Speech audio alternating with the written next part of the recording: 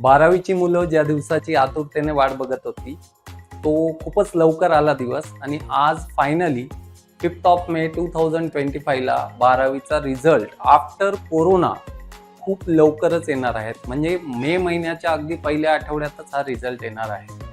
मित्रांनो, आता यानंतर ॲडमिशनची प्रोसिजर म्हणजे ज्या मुलांना BCS, BSc कम्प्युटर सायन्स ह्या कोर्सकडे जायचं आहे, नेमकी याची प्रोसिजर कशी असणार? बरेचसे स्टुडंट्स आणि पॅरेंट्स कंटिन्युअसली आम्हाला संपर्क साधत आहे.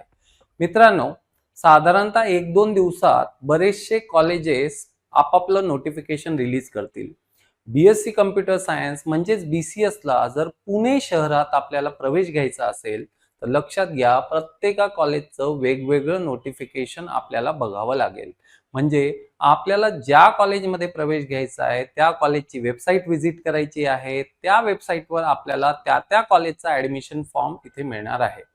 कुठल्याही प्रकारची म्हणजे SPPU ॲफिलिएटेड जे काही कॉलेजेस आहेत किंवा काही ॲटॉनॉमस कॉलेजेस आहेत जे SPPU शी ॲफिलिएटेड आहेत पण ॲटॉनॉमस झालेले आहेत, ह्या सुद्धा कॉलेजेसमध्ये आपल्याला कुठल्याही प्रकारची एंट्रन्स द्यायची गरज नाहीये. अशा वेगवेगळ्या कॉलेजेस आहेत. NHG अकॅडमीच्या टीमला आपण संपर्क करू शकता. समजा मार्क्स कमी असतील तर नेमकं काय करायचं किंवा जास्त असतील तर नेमकं कोणत्या कॉलेजला कशा पद्धतीने आपण अप्लाय करायचं आहे याची माहिती डेफिनेटली आम्ही देणारच आहोत.